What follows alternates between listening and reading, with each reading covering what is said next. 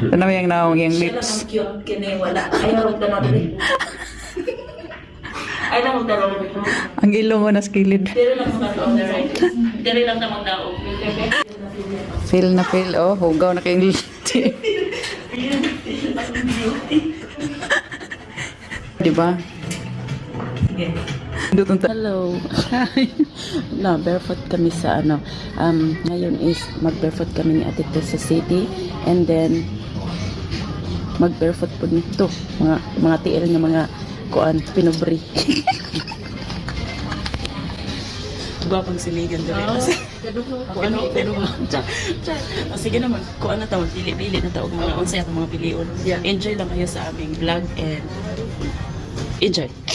Dili na siya scripted kay nakuan mi kanang we don't have plan to do this. I don't know. It's just happening like this.